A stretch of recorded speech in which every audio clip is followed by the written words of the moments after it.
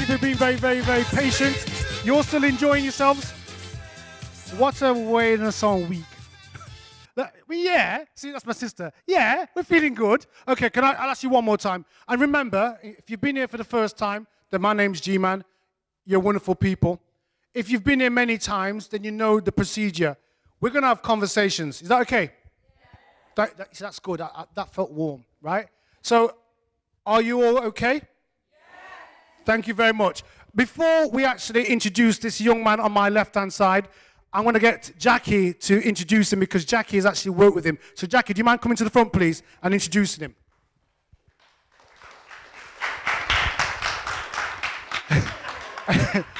I'm not happy about that because Jackie comes out and gets a round of applause. I've been here 4 months and I'll get nothing.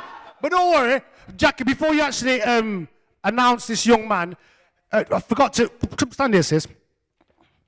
Forgive my rudeness. Jackie's my sister, been my sister for virtually all my life, 20 years. And I think it was Tuesday was your birthday. It was her birthday. And happy 50th. Happy birthday to you. Happy birthday to you. Happy birthday, dear Jackie. Yeah. Happy birthday to you. This is from us. Thank you very much. Thank you very much, guys. I had the privilege of working in Jas MB's shop. It's a beautiful store. The shelves are actually Porsche doors. Are they not, Jas? Old Porsches that he didn't really want, just cast stuffs. And I had the privilege of working with Jas. He allowed me to work in his store, and it's a great atmosphere to be in. And the diversity of people that actually buy from Jas' store is unbelievable. So I want to happily welcome Jas MB to Derby and Zen. Welcome, Jas. Beautiful. Thank you very much. Now, I've got to be honest with you, right? When we were having our meeting a few months ago, and it was discussing who should we have for our next Zen event, and I remember Jackie mentioning you, and I said to myself, I'd love to get him here, but he ain't going to come to Derby. There's no way he's going to come to Derby. Derby, in case you're not, anyone from Derby? You're from Derby, so be careful what I say. You're not from Derby. Sorry? No thanks, that's good. The Derby's the land where the sat-nav has forgotten. Did your sat-nav work? It came up about a mile away, then it disappeared. It showed me off-road. Yes. What's off-road? This is Derby. In case you didn't know, there's a little known fact for people who don't know about the sat-nav. The sat-nav for Derby was designed by Stevie Wonder. And it's amazing. If you want to get lost, it's awesome. Now, thank you for coming. Now, tell me a bit about yourself. Tell me, not so much about now, tell me about your life growing up. What was it like? Well, you may have read a little bit about myself, but born in Kenya, where my father was taken over there by the British government to design and manufacture furniture. I was 4, and by that time, the British government left. So my mother, my 3 sisters went back to India. And going to India was like, it was such a deep end. It was incredible. I looked Indian. I spoke Punjabi, but all the kids in the village were my enemies. How come? They all called me a foreigner. There's a little terminology. If anybody's here that's Punjabi or Indian, they might recognize the terminology Afriki. So I was from Africa, and they called me Afriki all the while. Basically, for the next 3 or 4 years, I destroyed all my toys just trying to make friends. My mum would ask me to keep them at home. They will break them. No, I want to make friends. And by the time I was 8, I was walking home from school at lunchtime, and I saw this house that was left for sale, and the doors were open. The house wasn't quite as large as this. It was only a small room. As I looked in, there was a great big mural of a woman playing a star. Now, a tiny little kid in a village out of nowhere, the village was something like 1,000 or 2,000 years old. Our houses were made of mud bricks, the kind that you might realize that Jesus was born in. That's the kind of house I lived in. Although it wasn't long ago, but those are the sort of houses we had in the villages in India. I looked at this painting and I was mesmerized. I stood there the 30 minutes of my lunchtime, and my mum even pulled me by my ear to have my lunch. I wouldn't move. In the evening, I came back. For the next 3 hours, I stood there in front of that painting. That's what I wanted to do. That was my first inspiration into art. Never learned anything about art in India. When I arrived in London, I walked around like a little kid in a candy store. I want to do this, I want to do that, I want to do this. My eyes were brightly lit, and I was running around like as if there's no tomorrow. And that's where my journey really started. Awesome. Because, you see, I knew where you were coming from. And I just thought, you're an Asian, but grew up in a black country, which is awesome. Okay, now, I've been a collector of your bags. I love your bags. Thank you. Now, one of the things that you did, going back in time, was making the first DJ bag. DJ bag. Now, right. Tell me a bit about that. Anybody DJ here? Apart from me, 2 people. That's it. Well, I had a DJ bag. So tell me where the idea came from, because you made the first one. Right, yes. Tell me more. Basically, in '88, whilst I was designing bags in the UK, I wanted to make some bags for British men. And at that time, no British man would carry a bag. They thought it was a little bit for the other kind, so to speak. But ladies. Ladies, yes. And so I plucked up some courage to go to Italy. Didn't know anyone there, didn't know the language. I bought a phrase book, ended up in Florence. And I ended up staying there for 3 years. I designed for so many brands out there. But in between, I carried on bringing these bags over, leather bags, and the British men would look at them, yeah, well, maybe. I just could not get that bag on British men's shoulder. Then by '93, I designed a bag out of nylon, which you would now recognize it as a DJ bag or a record bag. Now, all I wanted to do was put that on British men's shoulder. And how do I do that? I'd been a DJ between '79 and '82. Wow. When the likes of Greg Edwards were around and Robbie Williams. I loved jazz, soul, funk music, so that's what I DJ'd between '79 and '82. So I have some collection that you might just... I would borrow in from you, no problem. You probably saw some of the names I mentioned Yes. on the list. Yes, awesome. Pretty deep names, Yes. right? So my aim was to actually promote just my bag, really, because my business was just bags. But how I connected that bag to the industry was that the music industry in the early 90s was being fragmented into so many different categories. When we were kids, well, maybe a lot older than you. I'm only 24. I'm 25.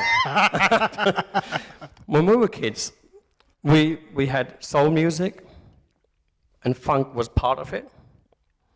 Then rock, reggae, That's right. punk, Yeah. and pop, or glam pop. Yeah. Well, those were the only categories until 1990 or 91, when all the raves started. And then they started getting fragmented into techno, house, deep house, and so on and on and on, garage, and drum and bass, and whatever. Now, people were wearing these T-shirts with the logos of the brands or the bands or the music. But T-shirt needs washing. Well, that's if you wash the T-shirt. That's right. Unlike me. Join the club. But they needed washing. So basically, I knew most of the music industry in London. So I went to most of them, offering them this particular bag. By the way, I didn't have any money to start that business then. I was surviving at the time with £1 a week for the evening meal. All I did was make lentils and chapatis. And I bought a sack of flour with a great big bag of lentils and a bag of onions and some butter. And that's it. The total was something like about 25 pounds a month. That was the whole total of all of those groceries. And that's what I ate for about 3 or 4 months whilst I was saving money to start my business. So I went to the music industry and I offered this bag. And they said, well, what more could we ask for? It's a bag which people should carry because it's got their logo and it's practical, ideal for students, ideal for work. So Ministry of Sound hadn't started then, and I knew James Palumbo, who originally started Ministry of Sound. I went to him, and I went to Acid Jazz guys, where, what's his name, the freaky guy. Yeah, not Happy Mondays. JK. Yes, Jamiroquai. Jamiroquai was with Acid Jazz first. Yes. And sorry, I was just imitating That's right. his moves. We got it. Sorry. So I went to all of those, and they actually wanted to buy the bags, but I didn't have any bags. So I saved some money, went to India to see if I can get those bags made in canvas. I bought the canvas, gave them to the manufacturers, gave me lovely samples. So I took more orders from the UK. I placed an order for 2,500 bags, but when they arrived 2 months late, they were really bad. I don't want to say any rude words, but they were bad. I had them for the next 15 years, basically. Wow. So I couldn't sell them. So I plucked up the courage to make my first one. Gave material to my sister. We put one together. She put it together. She said, there you go. It's made. So I took that bag to all of the music industry, all the people I'd taken orders from, and told them that I did offer you this, but it's turned out very bad. But I'll offer you our new one, made in England. That was it. Joking. For the next 6 months, I made 30,000 bags from my house. Wow. Wow. It was incredible. My living room was my packing area. The room at the back there were 3 machinists, and my garage was a cutting room. And it was just incredible. And that started so many other people for manufacturing. And then 3 years later, China got hold of it and they started ripping it to pieces. That's when I started designing all sorts of stuff for Ferrari, Benetton, and Jordan, how to promote their brands and stuff. But wow. It was an incredible journey. And by the way, I didn't have a bank account. So I borrowed a check of £500 to go to Barclays to see if I could open an account. And the guy asked me to fill in the forms. Filled in all the forms, and then he said, well, take these forms, these are for references. If you want to open a business account, you need references from your other bankers. I picked up the forms. Oh, shit. I don't have a bank account. So there's this guy walking out, a Sikh guy, who used to play football with me. And I asked him what he's doing there. He says, I'm a manager here. But I didn't mention anything to do with whatever I was doing there. So we reminisced, stood around, and the guy who gave me the forms, he sat me back down. He says, do you know Raj? I said, yeah, we used to play football together. Well, you've got an account, don't worry. He threw away the forms, and that was it. And within 4 weeks, I paid back the £500 to the guy I borrowed a check from. We turned over £1 million within the first year. Whoa. It was incredible. And that's about when Prada Sports started. They did the nylon bags. And it all stemmed from London, from the UK. I ended up selling, I'm sure you guys must know people like Dreamscape or Semi Vinyl or Cream and all sorts of people. Well, I used to sell to every one of them. Wow. When you started as a little boy, right, growing up in life. Did you ever think you'd be successful?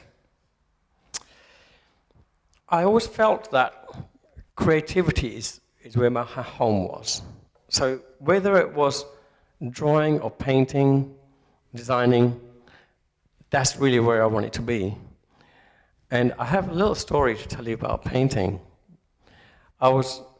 Firstly, I wanted to learn how to paint. And at the age of 11, I could read and write English, but I couldn't speak the word. Wow. I couldn't speak the language. So you can guess what the local kids were like with me growing up in the roughest part of East London. The school was built for the dockers' kids, and the reason why I was sent there, because it was the roughest school, because I couldn't speak English. Wow. So it was incredible, actually. So the first and second year, our art teacher was Miss Murray. She was 25 years old, wore the shortest skirt possible in boys' school. And it was just... Wrong. It was wrong. And we had a kid in our class called Dragan Stefanovic from Czechoslovakia. He was about 6'2" tall, and we were all 12. How comes you're 12? And this kid would turn up now and then to Miss Murray's class with a mirror stuck to his shoe.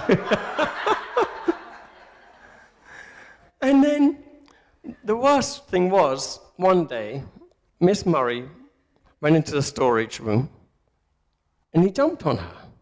She screamed, and all the teachers got together and sent our class down to the headmaster. So we went downstairs, and every one of us got a cane. We asked, why did we get a cane? It wasn't us. The headmaster said, because you all laughed. That's right. Which 11, 12-year-old kid would do when you see something like that. But I couldn't learn any art those first 2 years. Then when I went on to third year, we had an art teacher who was the same art teacher as Alexander McQueen, because he was a few years younger than me. And this art teacher's name you would never guess. William Anchor. William Anchor. Wow. All the other teachers used to have their initial and their surname. He only used to have his surname there. Wrong. He used to hate every kid in the class. She called him Bill. It was incredible. Wow. And if you got anything wrong, he used to give you something called a humbug. This used to hit your forehead, and kids would cringe and go back into their shell. It was incredible. Some people in the audience have just got the name, by the way. Yeah. To us, it's just Mr. Anchor, minus the W. So I tried learning how to paint. I was there for about 6 months. He was a brilliant artist, but just had no idea how to teach kids. So there I am. I want to learn art, and there's nothing that would inspire me to learn from him. So one day, walking home, I went to a sweet shop, bought a Batman comic, Superman comic, and I started copying them. Within 3 months, I was almost as good as the comic. Wow. Another 3 months, I was better than the comic. But I wanted a challenge. I didn't have any money. Because something I forgot to tell you, when I was 11 years old, when I first came to England, my father came over from Africa. My father was an incredible furniture designer and furniture maker. And he lived in Africa whilst we lived in India. And I was there with my mum, my 3 sisters, my grandmother. Basically, I am the man I am because I lived with those 5 women. Okay. We as men think we do everything right, but there is always a woman behind us. Good man. Right? So I came over and I was looking forward to living with my father. About 4 months after we came to England, he had taken some holiday to take us out. It was a Saturday morning, and I heard some banging going on downstairs in the basement. I went downstairs, and my father had made a brilliant letter rack to keep the letters. I asked him, I said, how did you make it? Don't worry, son. I will teach you. I'll show you. No, I want to know now. No, don't worry. I'll teach you. He said, if you're ever able to create anything with your bare hands, your stomach will be full anywhere in the world. Beautiful. And don't let anybody tell you anything's impossible, because nothing's impossible. And I just stood there. I'm 11 years old, listening to these phrases. Fine, he said something, it's just gone out of the other ear. The very next day, he had a heart attack. We managed to take him to the hospital. He recovered, but on the 13th day, he had a major heart attack, and he passed away. When I found out he'd passed away, that's when those two quotes hit me, and those are the two quotes that will live with me forevermore. Wow. So for the next 3 months, I actually didn't speak to anyone. I didn't want to speak to my family, didn't want to go to school. If I went to school, I would sit on the hottest place possible to have some heat on my forehead and pretend I've got temperature. I want to go home. Like your style. But I just wouldn't speak to anyone. Inside, I was devastated. About 3 months later, I went to my friend's house because we didn't have a television. He had a black and white television. I was sitting there watching some program, and some Chinese guy kicked a lamp. I was wondering what that was. How did he do that? I found out that was Green Hornet, and the guy was Bruce Lee. And the very next day, I joined Kung Fu Club and Karate Club. Every kid in my school was my friend. Didn't have any problems. That's when I built the confidence to start learning how to paint. So regarding Mr. Anchor, when I started drawing, I wanted to start painting as well, but I didn't have any money. One Saturday afternoon, as kids do, we wander around. I went to this area where people discard their stuff, or in tipping, flight tipping basically. Somebody had thrown away a bicycle with no handlebars. I brought that bicycle home, cleaned it up, polished it, put handlebars on it, which cost me £1.15, and I sold the bicycle for £8. Good man. And £2.60 of that I used to get my old paints, and I started painting. 2 years later, I took the paintings to Mr. Anchor. I showed him the paintings. I said, look what I painted. It was a portrait of my father. It was a portrait of a prophet we call Guru Nanak, a portrait of Paul Newman, and 3 other landscapes. And he looked at them and said, who painted them, son? I said, but I painted them. Don't lie to me. Who painted them? I wasn't 16 at the time. I said to Mr. Anchor, I said, look, for not believing me, I will never come back to your class again. He looked at me. He said, never? I said, never. He said, well, I'll send you to that master.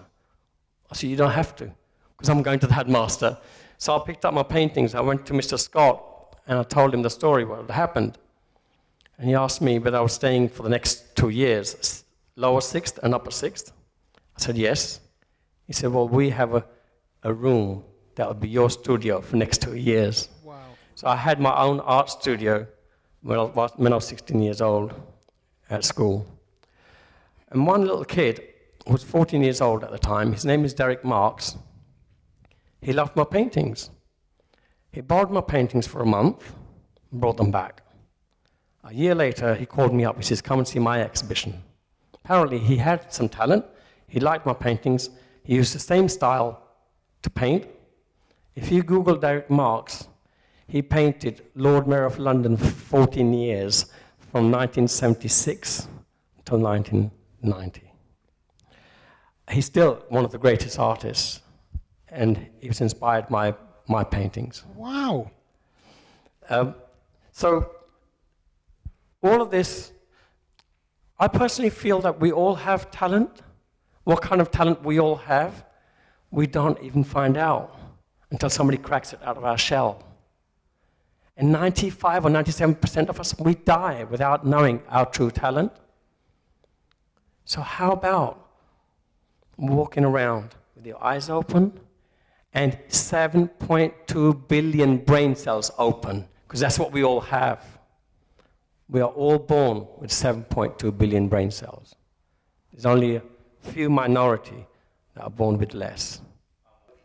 Basically, I wanted to make some money from the paintings, and then I couldn't get a job for certain obvious reasons in the mid-70s, but I didn't carry that on my shoulder.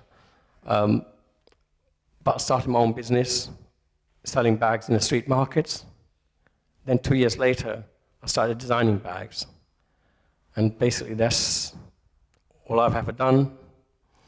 I was one of the best customers of Browns in London at the age of 19. Awesome. I used to get 35% off that time. Wow. And that's a top shop for those who don't know. Yeah, you know. At that time, it was the only shop. Nowadays, there are so many others, and then came along Jones, where Brendan used to work. That's right. I was, again, one of their top customers. Then Woodhouse. I mean, I've known all of those guys for a long, long time. Life is beautiful. We've really got to get hold of it and appreciate it.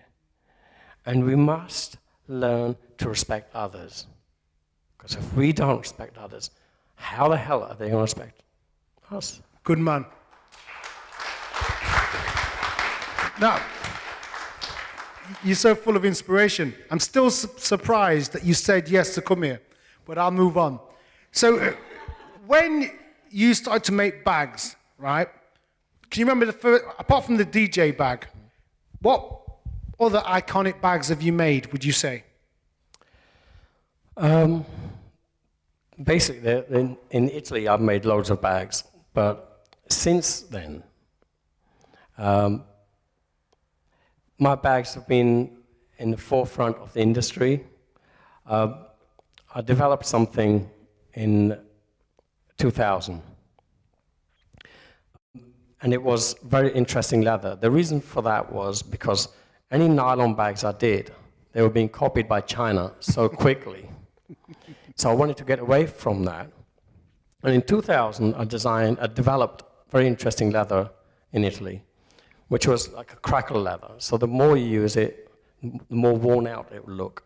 In fact, it looked worn out from the beginning, but it would just look better and better and better.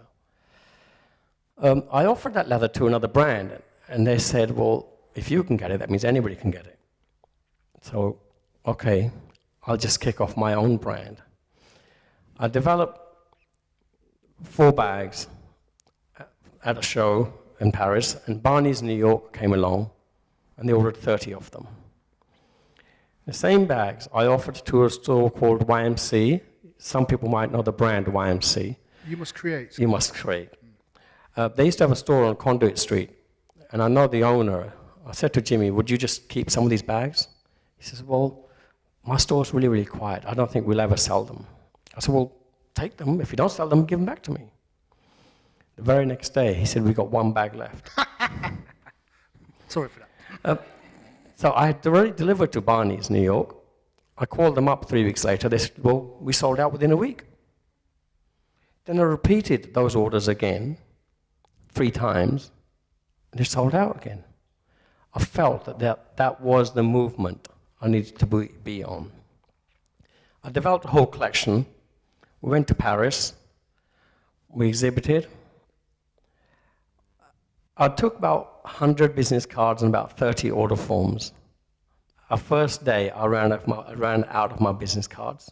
Second day, I ran out of my order forms. Selfridges waited on my stand in a queue for 5 hours. Otherwise, they couldn't have an order. Wow. Our first show, when we totaled up, I asked my secretary, She was my secretary, she was my sales girl, she was everything. She knew that I didn't really have much leather, I only had one machinist.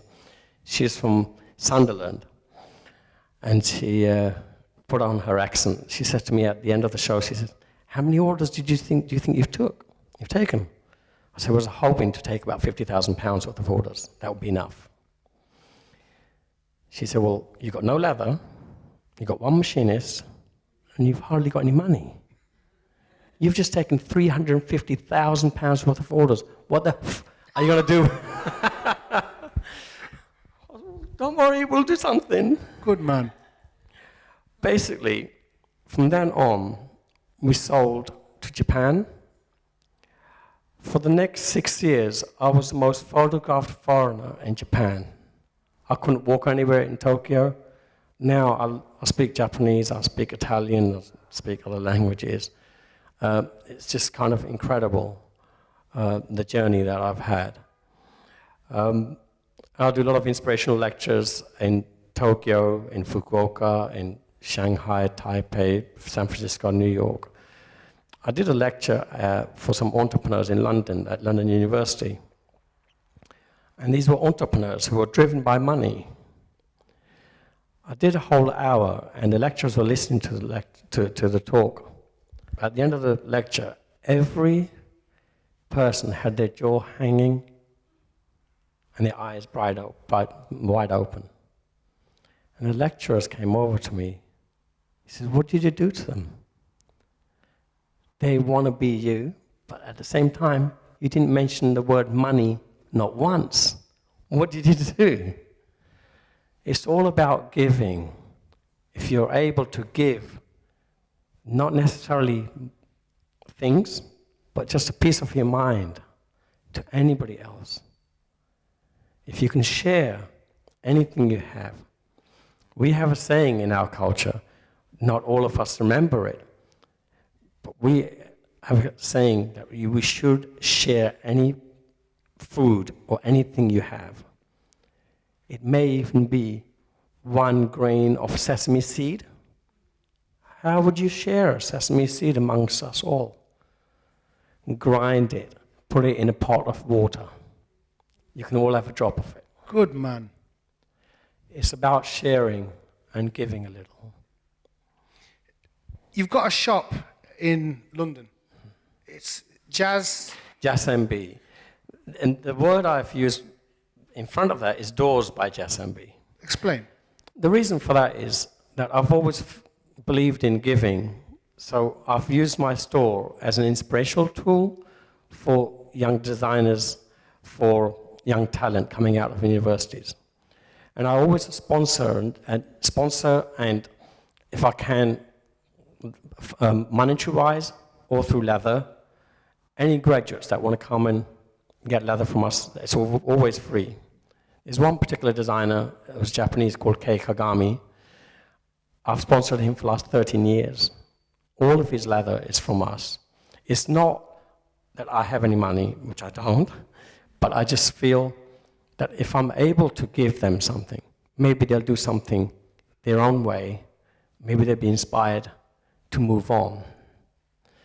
And that was the reason of calling my stores Doors by Jas MB, because it helps open doors into the fashion industry or whatever they want to go into. I mean, that's incredible.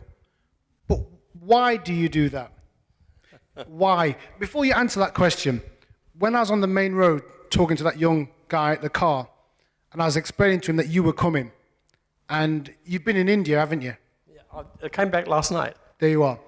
And I thought you weren't going to turn up, but beautiful that you did. Now, when I was explaining to him that you were coming and the things that you've done, you know what he asked me? Why? Why are you coming here for nothing? Why? Why do people like you do what you do? Just as I said, I love sharing and I love to give. I hope that even one of you guys, if I'm able to inspire just one of you, for me, that's 120% satisfaction. It's not easy to inspire everyone, but even if there's one person, for me, that's job well done. You blow my mind. We're going to put the questions out to yourselves in a few minutes. You know, you clearly have been very successful. And we haven't got the projector today, so we can't show some of the images of your bags. Now, one of the images shows David Beckham, I presume, with your bag. Well, David Beckham's mother-in-law came to my show and loved the bags I was selling, and she bought 5 of them. Now, I don't know for what reason, maybe because it's his mother-in-law who gave them to him. He carries that bag everywhere. And maybe because the brand is quite subtle and it's not seen everywhere, he throws that bag on his shoulder and goes everywhere with it.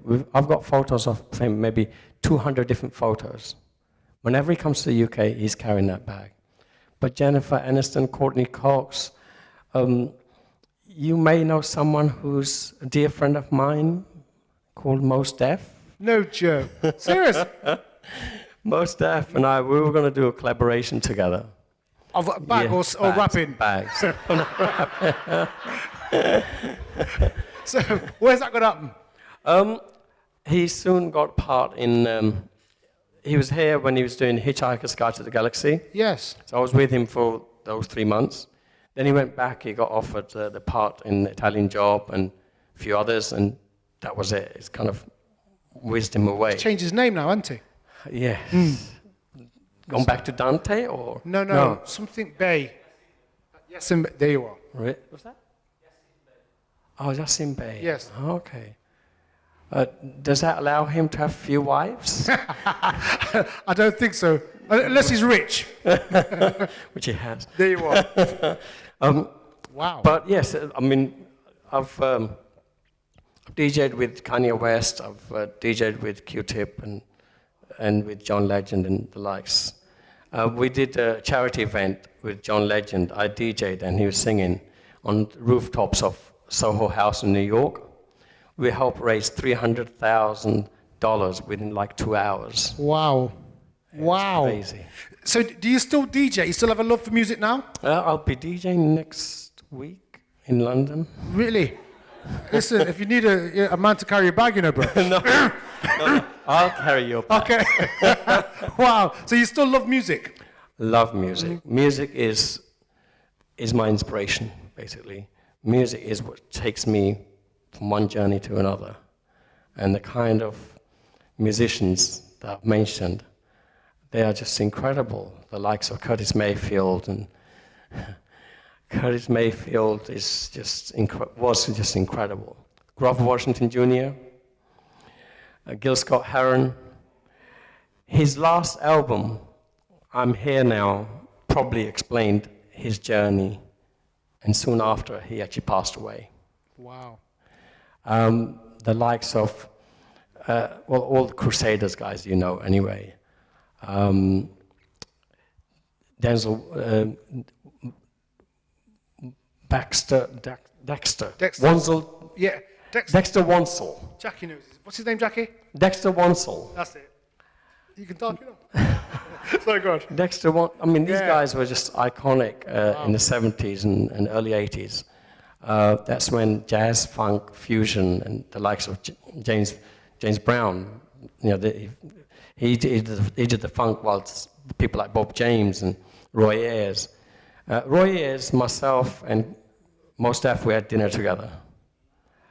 And you probably know the Space Cadet expansions, Lonnie Liston Smith. Yeah. I've had dinner with Lonnie Liston Smith. This is getting painful now. Well done. So, which is your greatest love, music or designing? Music first. Really? And you've made some. Please carry on. Because it gives me the energy to go and create, basically. I'll tell you how I fell in love with soul music. Mm-hmm. I used to paint portraits when I was 13, 14 years old, and we didn't have a television at home. Even if we did have one, I wouldn't be able to watch the television because I'm painting portraits. And I didn't have, sorry, that's my phone, ignore it. Don't worry. And I wanted to listen to music. and I didn't have a radio. I used to love physics and how you could connect things together. So I got a piece of timber, and I bought rods, small transistors, and 2 tuners, a tiny little speaker attached to it. And I managed to get 2 stations. One of them was a soul station.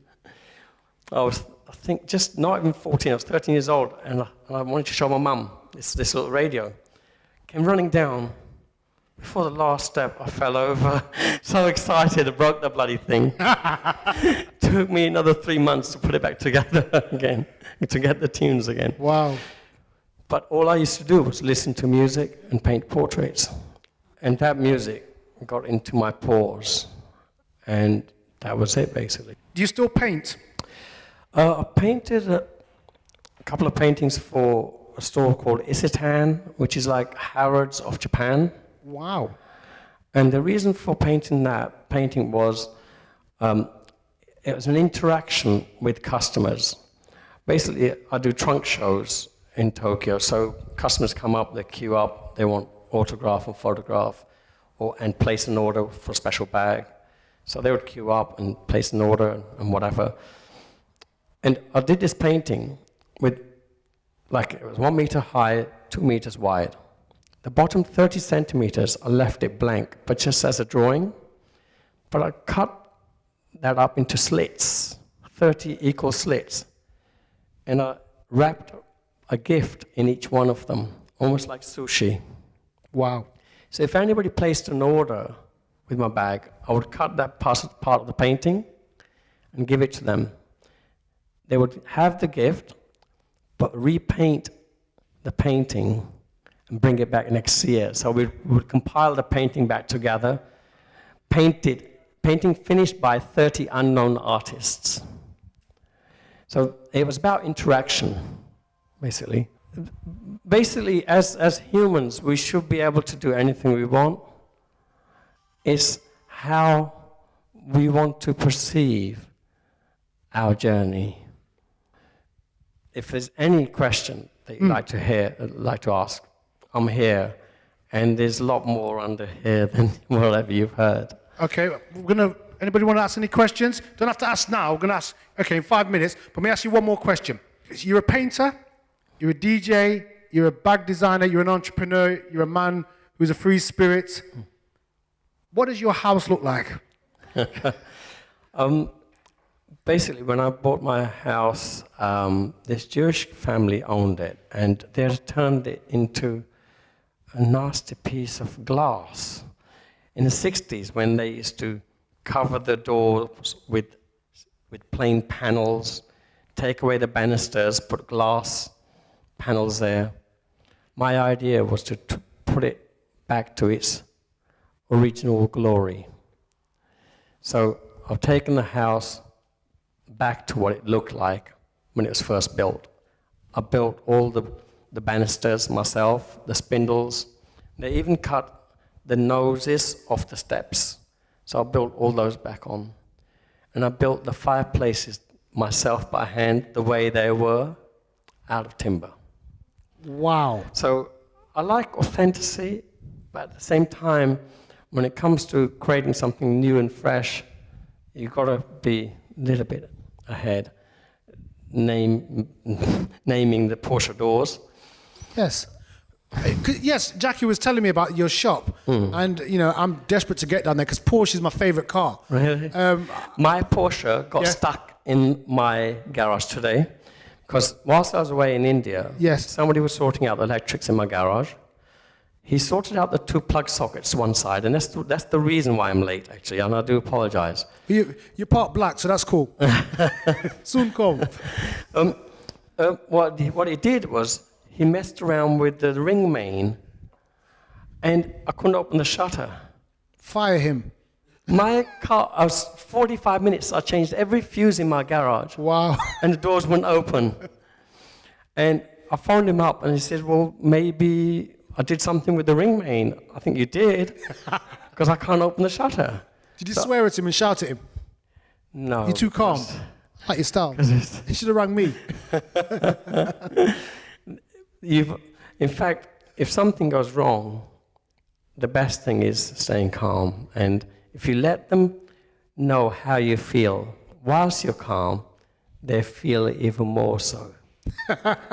Beautiful. They feel it even more so. You see, that's beautiful, because me personally, I'd have got my hobnail boots in the back of the garage.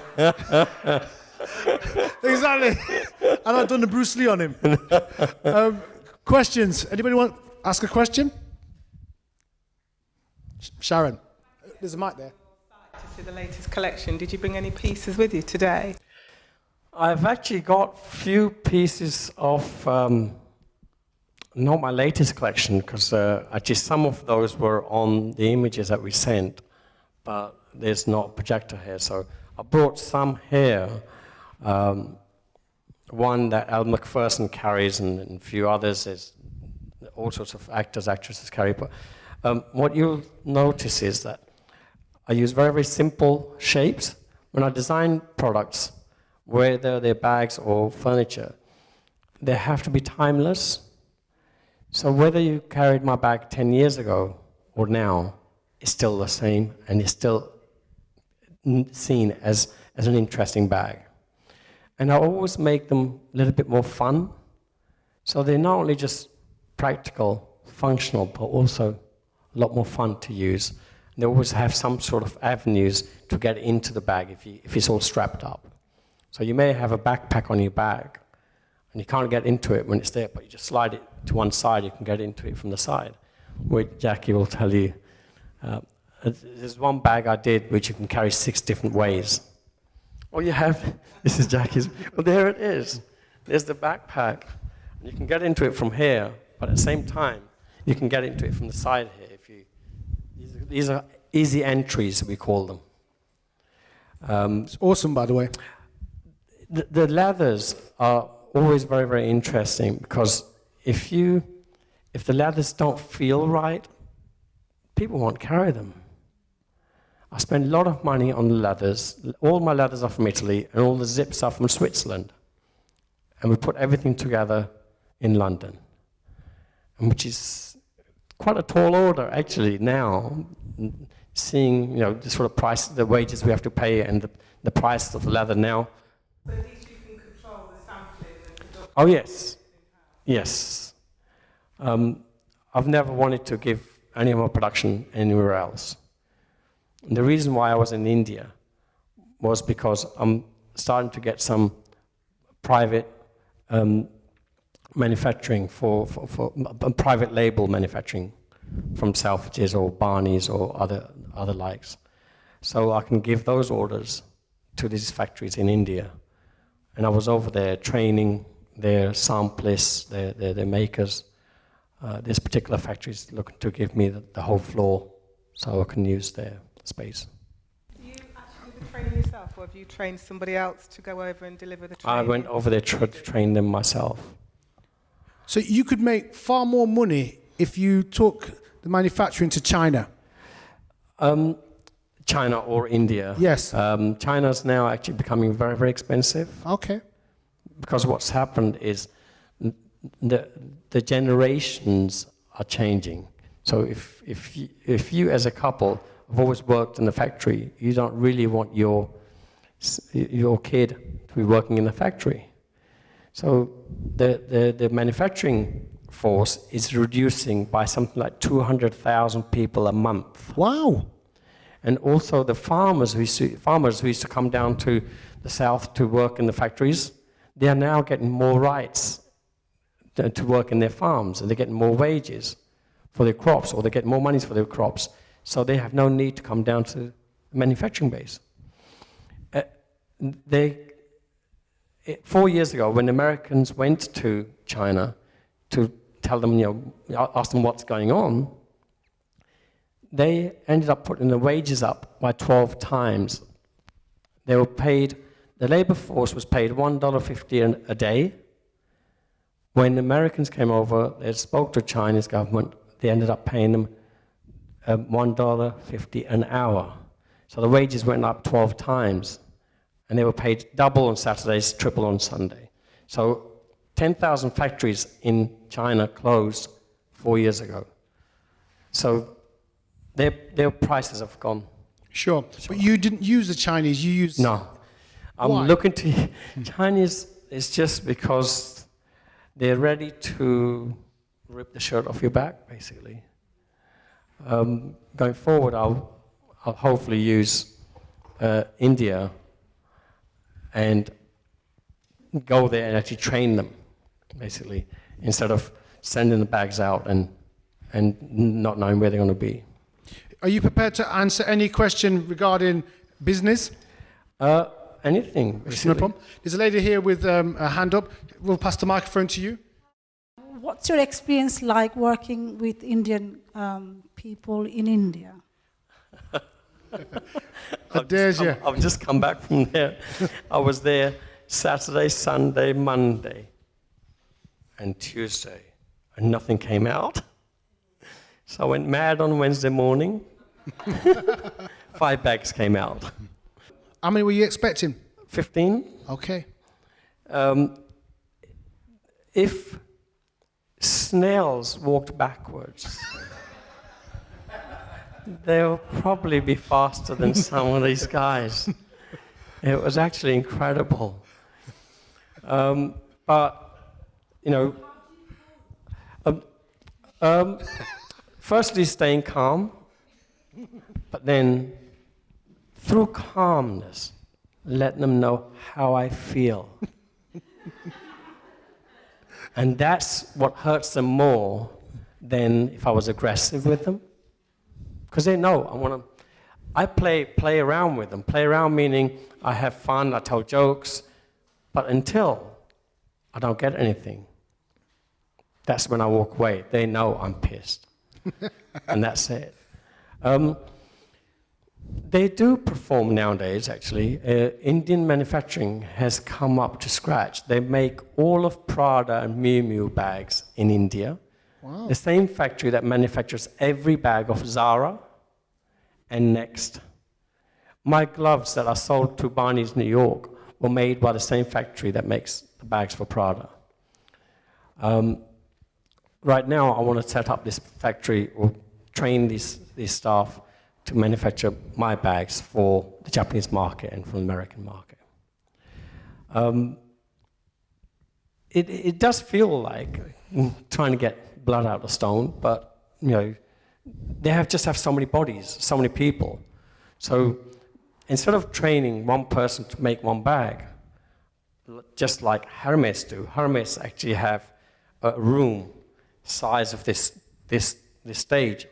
There's one person in there with every tool and every leather in there. And Hermes, I don't know whether some people know the brand Hermes, they sell from 3,000 pounds to 100,000 pounds. A bag? A bag. Not a house? Not a house. Okay. But each bag is made by an individual.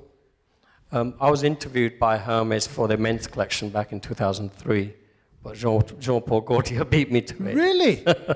This is some time ago. I can't even get into the shop. And this place they've got, Hermes, it's like an institute. You go in there, they've got beautiful rooms, 6 stories high, and you stand in the courtyard looking up. It's just incredible. But that's one of the reasons you have to wait 3 years for a bag or 5 years for a bag and pay through the nose. And they make amazing stuff. Do you mentor somebody who's absolutely mad on handbags and wants to have their own business like you? No. Yes. Well, I don't see why not. I mean, so many bag brands have been inspired by my bag brand. When we first started supplying Barney's, there were 12 pages on their website. Now there are 72 pages on their website. 90% of the designers who are selling to them were inspired by our bags. It's incredible. Givenchy's copied my stuff. Sorry, this is on. No, feel free. Come. Prada, Miu Miu, Yohji Yamamoto, Givenchy. Let it out. They've all copied my bags, and they've all used my inspiration. Marc Jacobs, design room has 140 bags of mine sitting in the design room. They're all, in the last 10 years, a lot of them went to Japan to get inspired. My bags were the best-selling bags there, so they bought my bags and came back to Europe and made them up. It makes me feel, of course, I feel as if I should have a pat on my back. The sad thing is, there's no money at the end of that pat. You know, in 2004, I met this girl. She was in America. You call him attorney, but she was an intellectual property lawyer for the BBC. Her name was Jules, and she came up to me. She says, "I've got so many of your bags, but I've got something to tell you. Look, here's a copy of your bag. Look, here's a copy of your bag." She said, "Don't pay me. I'll be a lawyer, and I'll make money for you." Beautiful. And what did you do? She found out I've got a girlfriend. And she stopped. and that was it. Wow. Cold. So, but she just, we were friends for a while, but you know, she just couldn't do what she wanted to do. Here you are. But you know, pat on the back is brilliant, but it's sad. We had a Japanese buyer come on our stand who was carrying identical copy of my bag, but it was a Yohji Yamamoto bag. And he knew it was a copy of my bag, and he put it behind some shelving and wanted to write the order. I said, "Nakata-san, don't worry. Have the real thing." Beautiful. Have the real thing, yeah. Wow. Yohji was my favorite designer until you said that. Really? Yes. Well, for 3 seasons, their guys bought personal orders from us. Those very bags that were personal orders were the ones that were being, which is crazy. Yes, it'd be more, but the sad thing was as well that we were in Draper's Record, and one of the bags that they had copied was one of the pictures in Draper's Records. We kept getting phone calls, "Do you make Yohji's bags? Can we buy Yohji's bags?" Wow. And yet it was a copy of our bag. Wow. Or they copied our bags. Draper's Records a trade name for the industry, isn't it? You know quite a bit about the fashion industry. What do you do? Really? Oh, no, I mean, you must be somehow connected, or you love fashion? You love clothes? Suckers like us, eh? I still have my Thierry Mugler suit I bought in 1979 from Browns. Wow. And I've always kind of stood out wherever I've been, but I've never felt that I was a black sheep anywhere, or I didn't feel. I've always had the confidence to walk in anywhere. Basically. Come to Derby. Yeah, I am in Derby. Oh, good point. I think. Until that roundabout sent me around a few times. 6 times. It's a beautiful place. You know, I know every crack in that roundabout. Exactly. Join the club. You know? It was incredible. And I asked some people over there, just literally around the corner. And They have teeth missing. No, they didn't speak English. Here you are. So Natives it of reminded Derby. me of what I was like when I was 11. There you are. But a couple of young guys, one of them had beer in their hand, and they were locals. And they said, "Well, hold on a minute. I've got an iPhone." So he actually put it on his iPhone, and he couldn't find the road. I said, "If I give you the postcode?" "Yes." Gave him the postcode. "Well, there it is." Directed me that way, this way. I quickly took out something from my bag. He said, "What's that?" I said, "It's just a gift." No, you don't have to give us a gift. I said, "Here's a little gift, and thank you for putting me on my path." Well, the chip shop's across the road. Okay, sorry. That's all you get. Okay. Any more questions, anybody? I've got a question, actually. What 3 precious nuggets of advice would you give to emerging entrepreneurs? Because I'm one myself. Believe in the product you have. make sure it's practical and functional. Don't just look at it from a designer's point of view or a shape that you in your bedroom created thinking, wow, this would look good. Emotion. And then believe in yourself.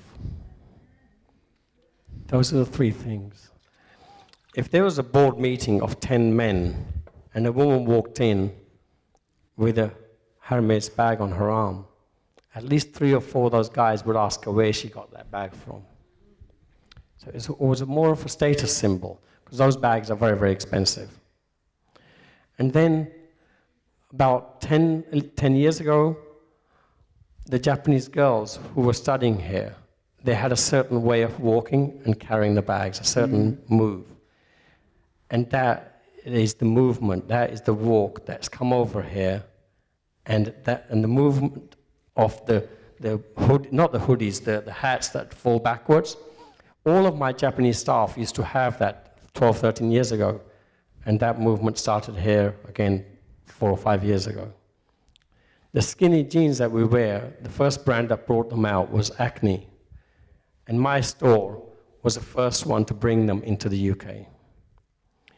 Then Browns, 2 seasons later, launched the brand in England. Our store was known as a very, very inspirational store. Selfridges used to come up and see what we were selling.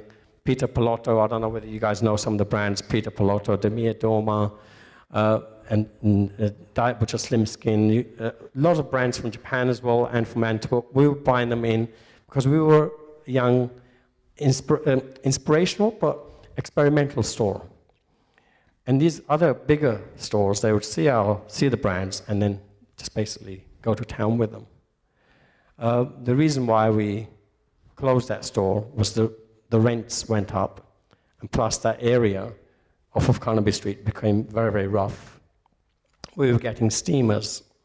You might know the terminology of steamers. No. Running in, pushing people down, over, and taking the jackets and running out. Wow.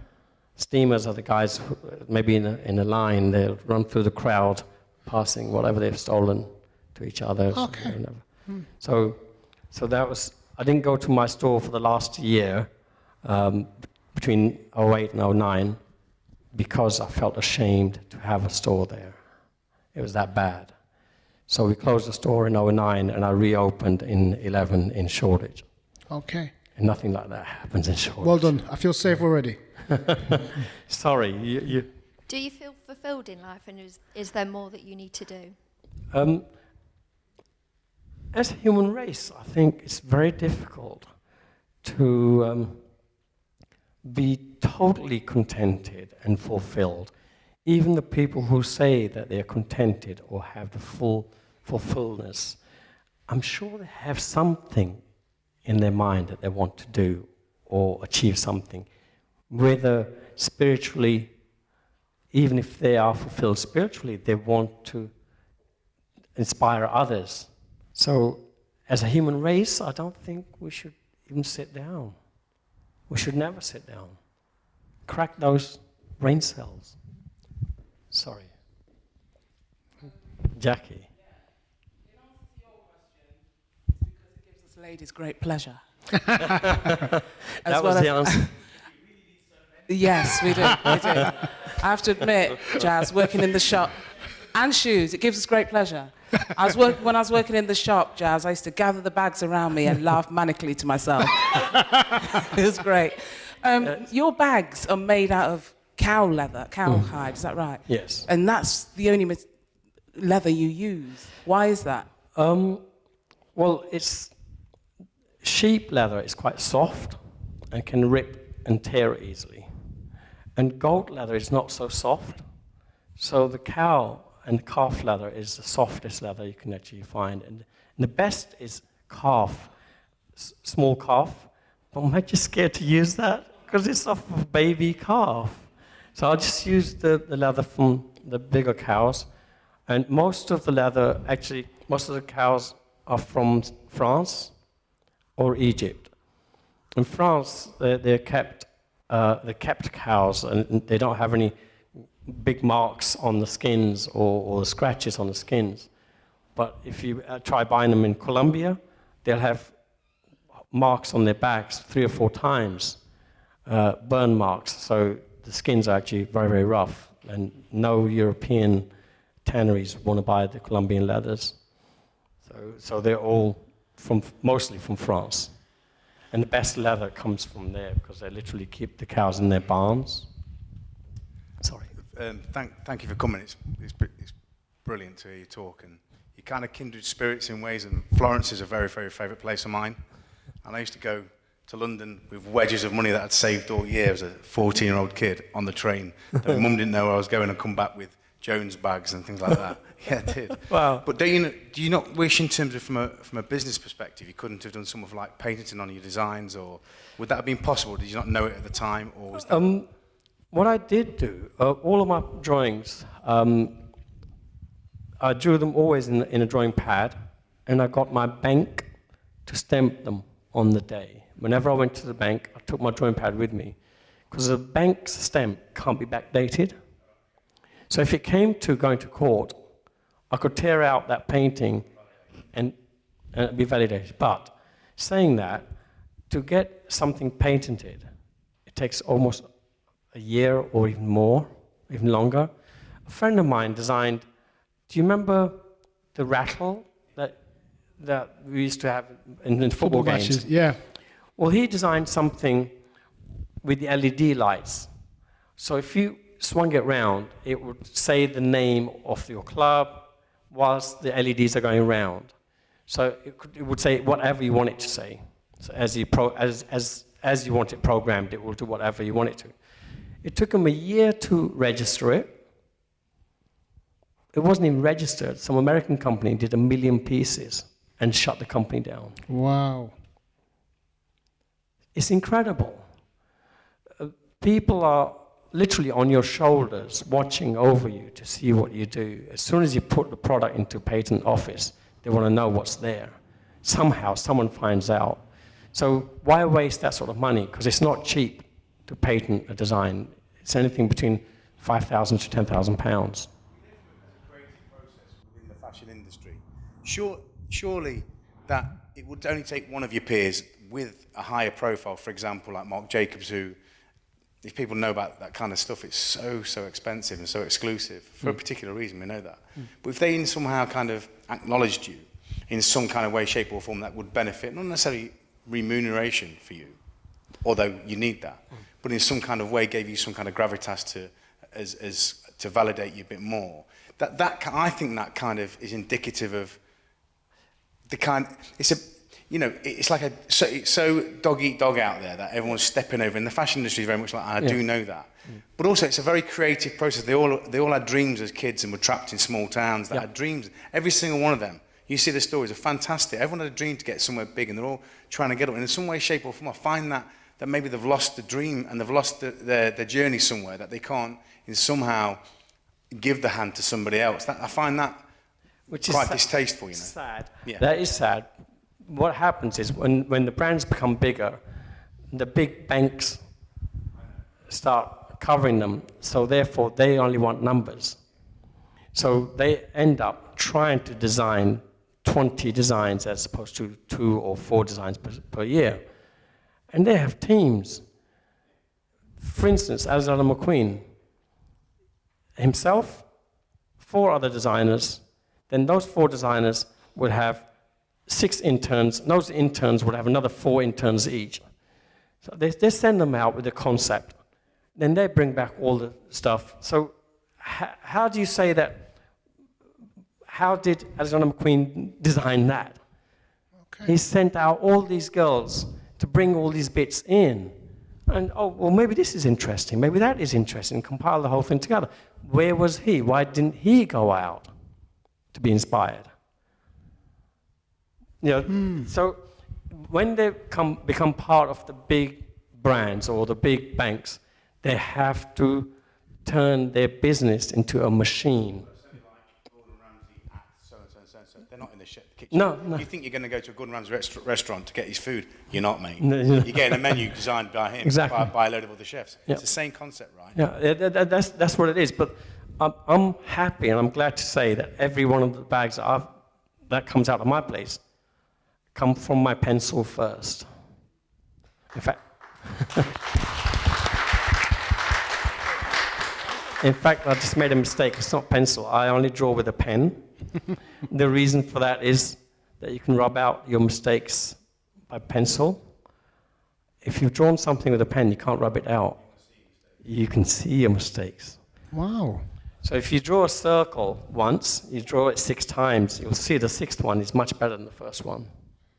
So if you rub out your mistakes, you'll never know what it was like. I like that. I'm going to steal that line. I'm going to tweet it now. Where's my phone? In 2002, I did a great big poster. I put it up in front of Prada's showroom because I knew they'd copied our stuff so much. My slogan there went something like this. Materialistic is just a pain. Look a little deeper, see what you gain. Peace and joy to all with soul.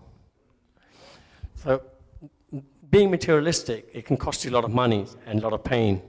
But if you actually find out where it actually is from, you'll gain a lot. Jas, what's your Twitter name, please? I don't know whether... Okay. I'll get it later. I'm going to steal that. Don't worry about that. Any more questions? I just want to say your company's achieved so much. What other goals do you have for your company in the future?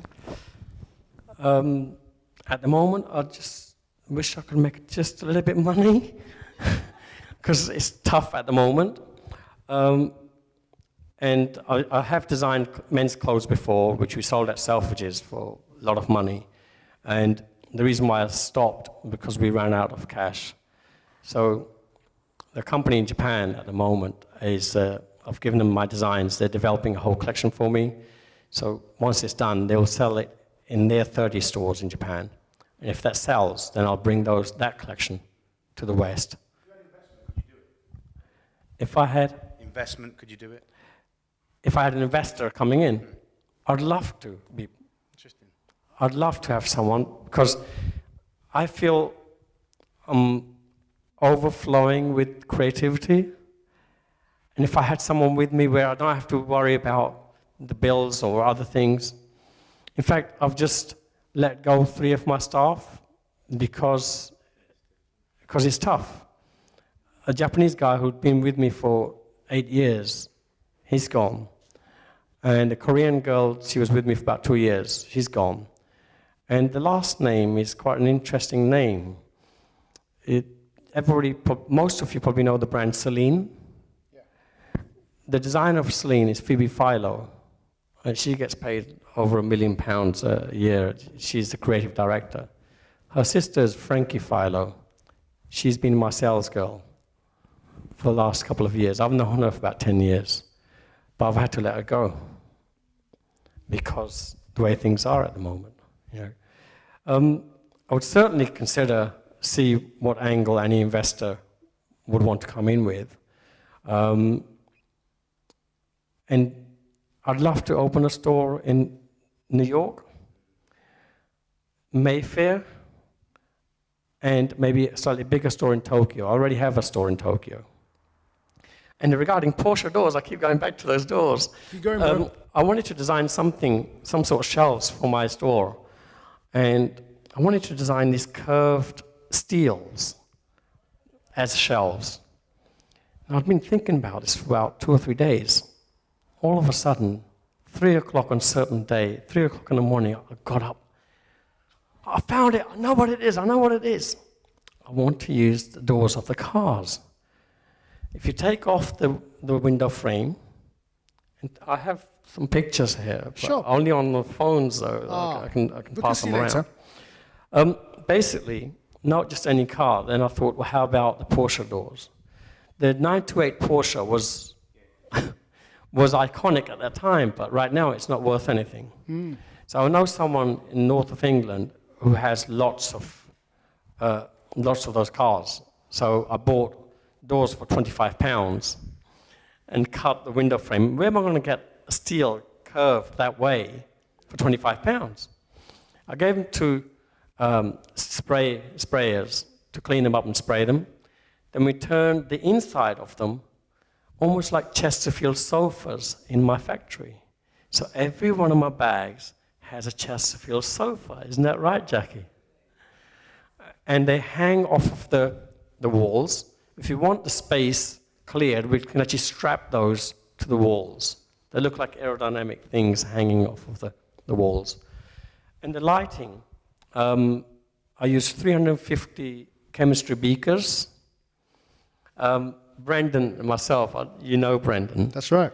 Brendan is, by the way, my very good friend in my staff. He's a backing singer of Florence and the Machines and Rob Williams and all sorts of people. But he's been working with me for about eight or 9 years. Him and myself, we helped hang every one of those 350 beakers on the ceiling, so the whole ceiling looks like a chandelier. So it's not really what you do, it's how you do it. It's not what you say, it's how you say it that really matters. We used to, for the first 6 months, we used to let artists use our middle floor to exhibit their paintings, their artworks. And it wasn't until about 8 or 9 months and somebody took tons of sand upstairs without asking me, beach sand, and just spread it around to do their display. And until this day, Brandon is cursing that person because sand is coming through the floorboards onto our products downstairs. Are you saying after that episode you never laced up the boots? We never let the space go to any artists. It's just crazy. We still have the sand coming through the floorboards. No problem. It's kind of crazy. 2 more questions? Sorry, can I just say, so many people want to be like you and design like you, Jas. And I love the story that you told of having to almost buy your own name back from China. Wow. Yes, I was talking about that today, in fact, and it hurts because somebody's stolen my name, my brand, in China. Wow. We were registering it, and somebody found out we were registering it. They paid somebody else to gazump and go in front. So we had a store in China. We've had to close that store because this guy who's now got it registered is suing my partners in China for breaching. Wow. And he wants £300,000. Valentino kind of opened the brand, can't start their brand in China. They've spent over 2 million euros. They can't do anything in China because somebody's registered their brand. And all it costs is £80 to register the brand. This guy's got 20 brands, and one of them's mine. Apparently, the most expensive one's mine, according to him. And he wanted £60,000 about a year and a half ago. Then he said £100,000. Then he said £200,000. Now he's up to £300,000.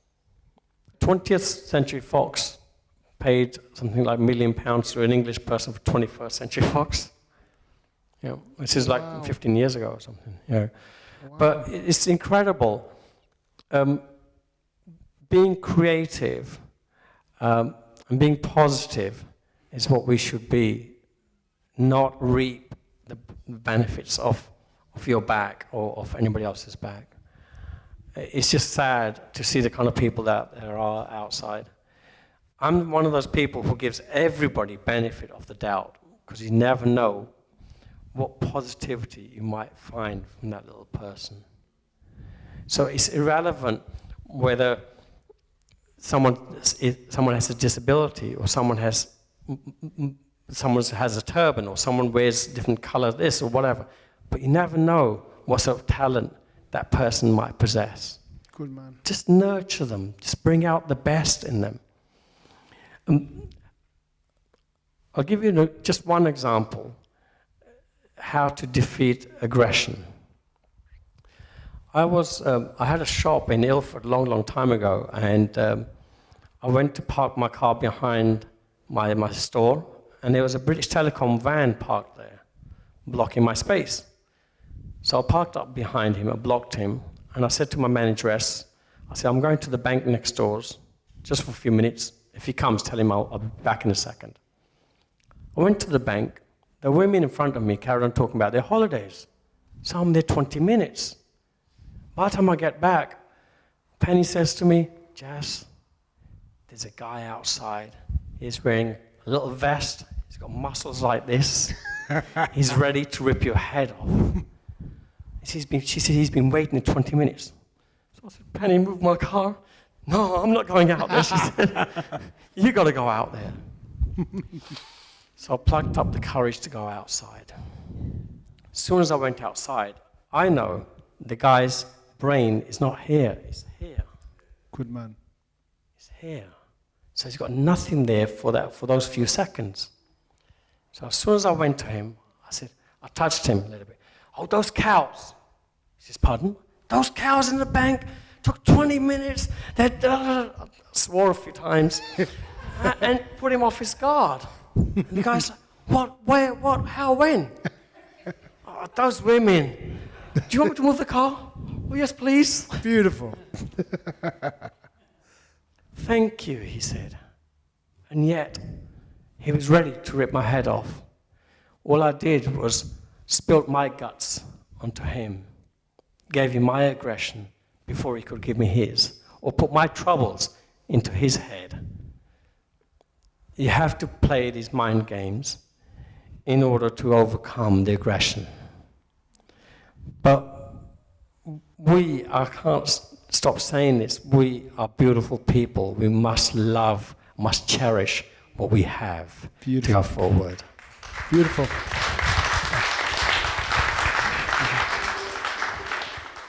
One more question? Well, actually, I think that example answered the question I had, because I was thinking, there's been so much, like, from when you were 11 or when you were younger and somebody stealing your...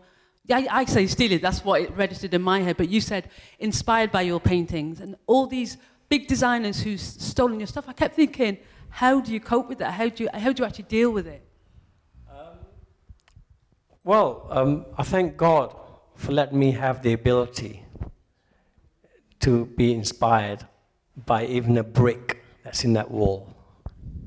So, in fact, that very thing 3 years ago, I wanted to show to everyone that you can be inspired by a brick.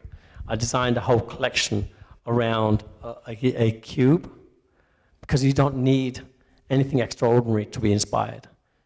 You can use a wire to create things. You can use a speaker to create or to be inspired. It just depends how you perceive those products or you see inspiration as. Beautiful. No more questions. Oh, one more question, yeah. But before you ask that question, Shane, you had a sweet in your hand and I have an empty mouth. If you don't mind, thank you. Thank you. Carry on, bro. We're mates. That was actually my sweet. Is it really? Thanks. I just want to say thank you for coming, and everyone's applauded you for some lovely things that you've actually said, but damn, that Jamiroquai impression was fantastic. And ain't no one clapped. I know. So, crazy, isn't it? Crazy. We were at a few parties together. That's how. I helped push his car a few times. Which one? The Lamborghini Miura. Okay. The 70s one. He's got a few cars, hasn't he? Yes. That one was stuck in King's Road. And no problem. The moves. And you said to remind you had something to give. Yes, I have. And it's just, I just wish I could give more than what I'm about to give. And this is just, I hope everybody accepts this as a little token, a little gesture of our goodwill, of our love. And I hope you guys use this. You can explain what it is so people... Basically, it's just a business card holder or a wallet. Anyone who's had one of these, they've used it all the time because it's nice and flat and it can go in men's back pocket. And women's front, I don't know. No, men's back pocket and stay there as flat as anything. Fantastic. So, it's something that's simple and cute. What a great gesture. It comes in other beautiful colors, Jackie, as well. There's lots of colors. Don't just give away the black ones. That's right. Django. And what I this is the there's few bags here.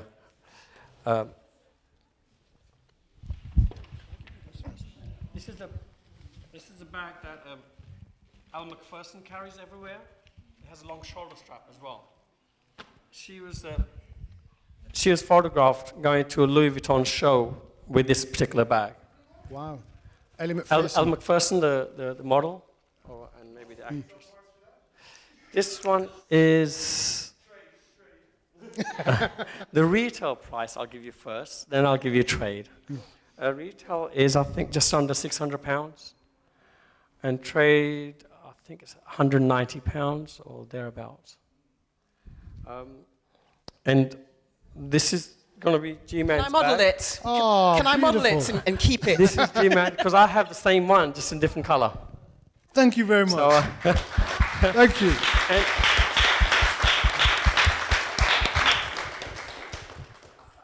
just this bag is going to go to someone who can just answer one question for me. You'd have to put your hands up. You'd have to put your hand up, and you can pick the person. No problem? Sure. How old was I when I came to England? Put your hand up, please. Put your hand up. Hands up. You don't have to shout. To the 11. 11. Don't shout. I said don't shout. So no. Which one? Oh. Okay, I also sponsored a girls' charity called Plan. It was they basically go around looking after girls from all over the world, help to educate the girls, because girls are the ones who become women and give birth to man who goes on to become king. Good man. And this was the bag that I did for the charity. It's very, very practical and functional. It has a great big zip pocket inside, and again, and you can shorten the strap. The leathers are actually very expensive on these.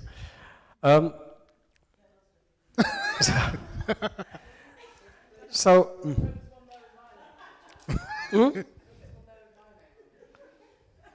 Yeah, called Jas. I'll have to see. Well, that's got your name on it now. That's got your name on it now. I'm gonna have to.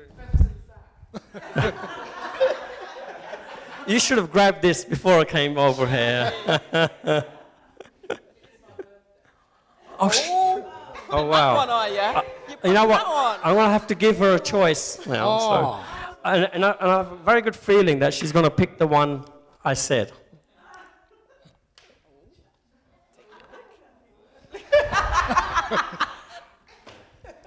So Yes. I've got a very good feeling that you're going to pick that one.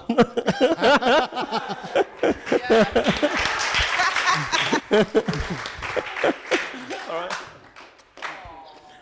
right. So these are just a few of the designs, and this is our classic one. That's beautiful. This comes in 3 different sizes, and this is one of our first shapes, and it's very, very practical.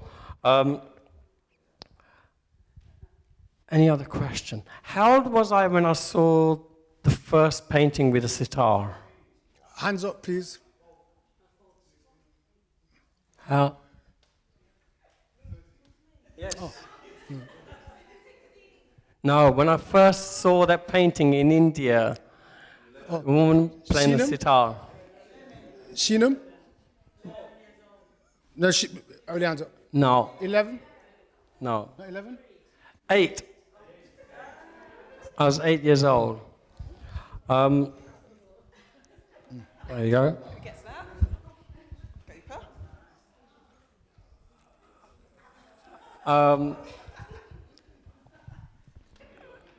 Any other questions? Wow.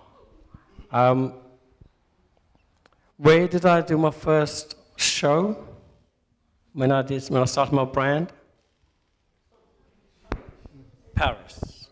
Yes. This is your bag, and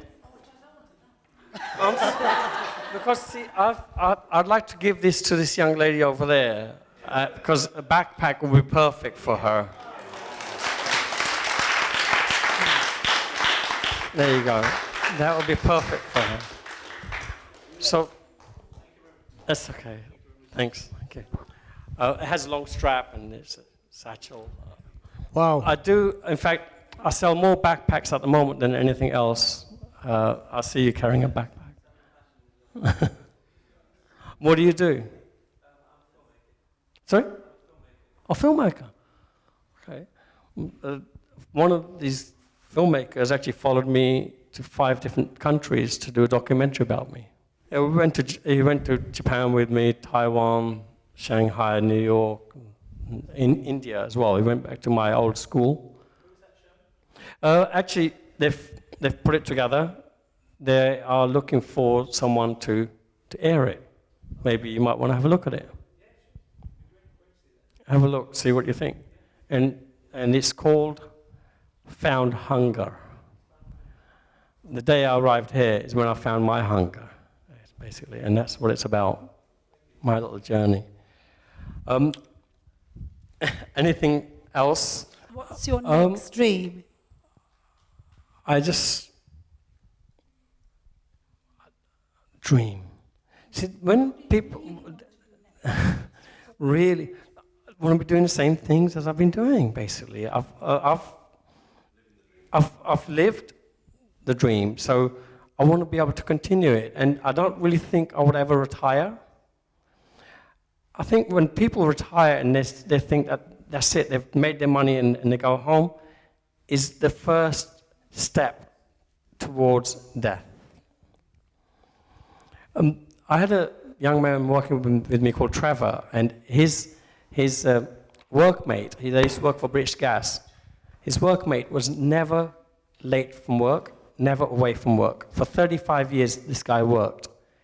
And he got, in his day, he got a golden watch handshake for his retirement gift. He said, now I'm going to go away, do my gardening and this and this and this. 6 weeks later, the sad person passed away because he was stuck in a routine. He came out of it. If you are going to retire, make sure you have some hobbies. And I have a few. I used to play table tennis for Essex. Yeah, did you really? Well done. When I was 15 years old, I couldn't play for England because my mum wouldn't let me go anywhere. I used to play fairly local. Now and then I play against Tokyo champions and the Yokohama champions. But a kind of loner, if you know what I mean. Table tennis is you're on your own, basically. But must live the dream, and I don't know whether I could ever say that I want to have a certain goal by 3 years' time or want to do this by 3 years' time, because you never know what may happen the next day. Good man. With me, every day is my goal, and that's it, basically. And I'd love to feel the way I feel now when I'm 102. Well done. And I am probably the oldest person in here. I'm 97. Oh, shit. Oil of Yule.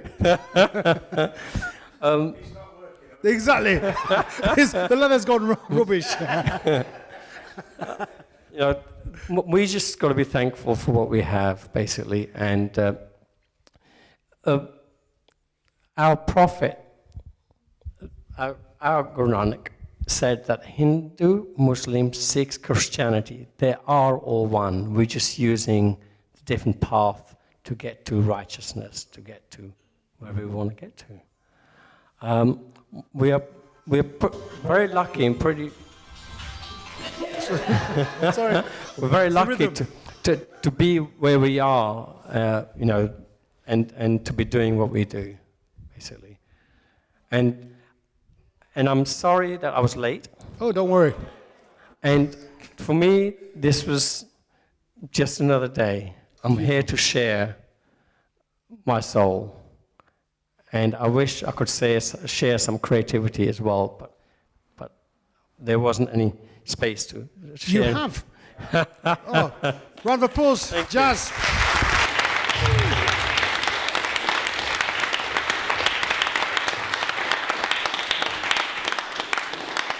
If you ever ask me where I get my inspiration from, you guys are only looking at one pair of eyes. I'm looking at almost 60 pairs of eyes. That is where I get my inspiration from. You're a beautiful man. Jas, I've got to say, you've been an inspiration. Most people we tend to have been beautiful, and they share with us and they go. But you've given us a little bit more to think about. And you've also given us so much little mementos. And anybody who's tempted to actually open up their eBay account and put it on there, don't do it. Resist the urge. No, it's awesome. You've been a wonderful guest. I wish I could give more. My friend, you've already given of your soul. There's no more you can give.